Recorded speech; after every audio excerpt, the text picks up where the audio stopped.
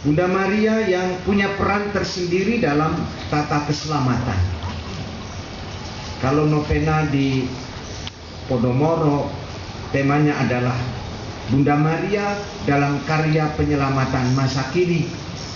Dan selama 9 kali pelaksanaan setiap bulannya kita membawa tema-tema yang berbeda, mau mencoba menempatkan Bunda Maria dalam seluruh proses perziarahan umat masa kini.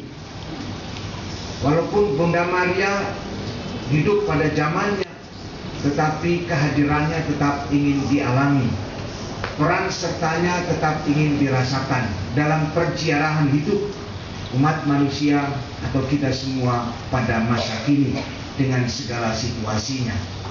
Maka tema-tema yang dibawa antara lain Bunda Maria di tengah-tengah keluarga, Bunda Maria dalam perziarahan anak-anak remaja, kemudian Bunda Maria dalam dinamika hidup kaum muda, Bunda Maria di tengah perziarahan biarawan-biarawati, Bunda Maria dalam perziarahan menuju hidup kekal bulan November nanti, dan seterusnya. Yang jelas ingin menghayati kehadiran Bunda Maria menjadi teman perjalanan sepanjang perziarahan hidup kita di dunia ini. Lalu untuk di paroki kita sendiri, tema apa yang diangkat?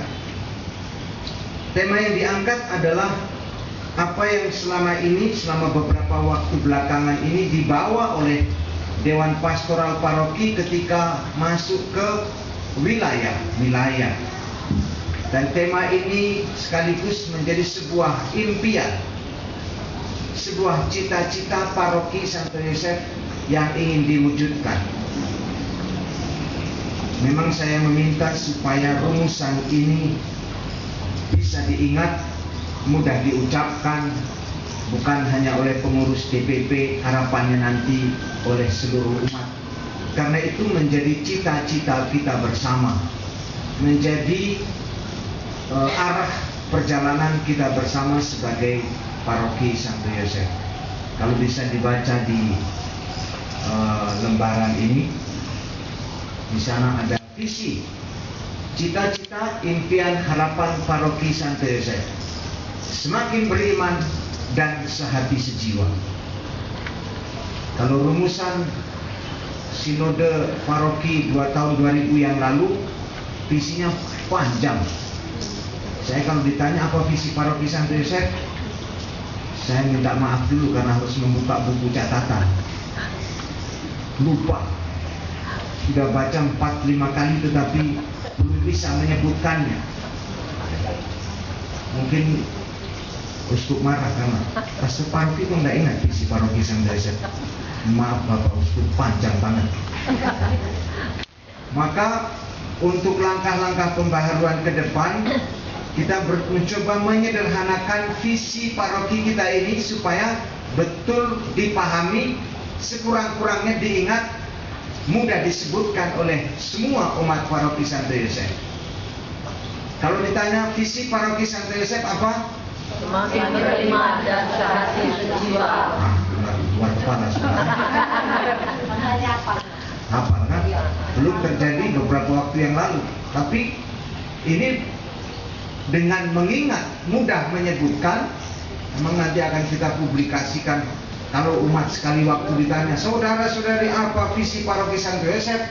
Semakin beriman dan sehati sejiwa. Kalau itu sudah melekat, kalau kita mau ditanya, mau kemana? Ke sana, jelas. Kalau kita ditanya, mau kemana? Ya tahu, nanti dulu saya pikir dulu mau kemana ya. Susah jadinya. Kalau kita ditanya, kita sudah bisa menjawab sebagai umat paroki, kita mau mengarah kemana? Kita sudah bisa memberikan jawaban. Sehingga jalannya jelas. Kemana jalannya? Kita ditanya mau kemana, maju. Pasti kita tidak akan lewat jalan tertutup. Walaupun juga bisa, kita tidak efektif, tidak tepat sasaran. Mau lewat orang dulu, kami tidak bisa. Kalau kami dulu ditembusnya nanti balik lagi. Tapi kalau Palembang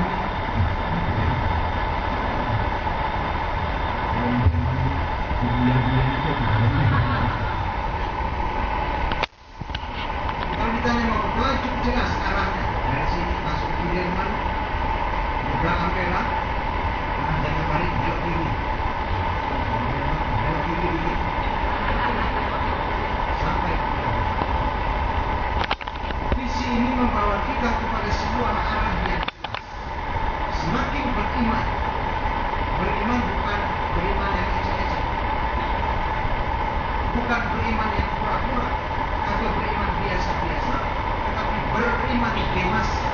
Beriman dewasa itu apa? Beriman, orang beriman yang tahu yang beriman,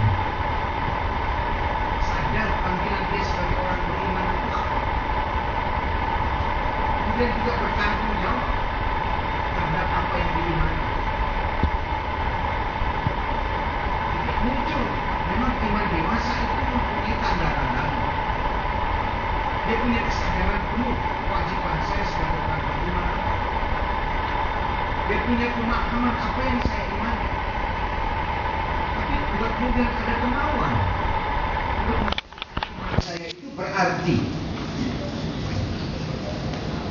Saudara-saudari yang terkasih, teladan yang berharga kita di mana ketika kita mau menjadi seorang yang beriman dewasa?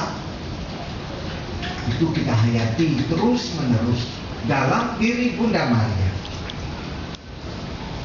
Kita menjadi iman dewasa itu tidak tiba-tiba, tapi sebuah proses yang disadari. Sebagaimana kita menjadi dewasa itu kan tidak tiba-tiba. Begitu orang lahir langsung menjadi dewasa, kan tidak. Tapi ada proses, tahapan-tahapan. Dia dimatangkan oleh peristiwa-peristiwa hidup. Seorang anak menjadi SMP karena dia melalui proses 6 tahun di SD. Sebelum menjadi kelas 6, dia harus kelas 5, kelas 4, kelas 3, kelas 2, kelas 1, dan seterusnya. Ada proses yang dilalui. Menjadi orang yang beriman dewasa juga adalah merupakan sebuah proses perjalanan yang disadari, yang dikehendaki, yang dimaui. Ada suatu kesadaran yang muncul, dan itu saudara-saudari yang terkasih yang dimiliki oleh Bunda Maria, gadis biasa. Kalau kita melihat panggilan Bunda Maria, seorang gadis biasa-biasa saja, sama sekali tidak terpikir bahwa dia akan mendapatkan tugas dan tanggung jawab yang sangat besar. Dia beriman tanpa ada kepentingan apapun untuk dirinya sendiri. Yang jelas dia sebagai orang yang bertakwa, dia orang beriman, jelas. Dia hayati itu dalam kehidupannya sehari-hari, dalam kesederhanaannya. Disebutkan keutamaan-keutamaan Maria, seorang yang sabar, seorang yang rendah hati, seorang yang lemah lembut. Itu buah dari ketakwaannya kepada Tuhan. Bahwa kemudian dia dipilih oleh Allah sama sekali di luar bayangan dia. Tapi itulah kehendak Tuhan.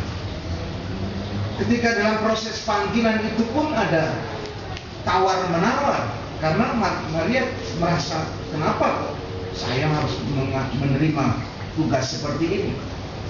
Bagaimana hal itu mungkin terjadi? Maria juga gak paham tentang apa yang dikehendaki oleh Tuhan. Saya kira ini proses beriman. Untuk memahami kehendak Tuhan kadang-kadang butuh waktu. Apalagi ketika persoalan yang kita hadapi itu berat. Untuk memahaminya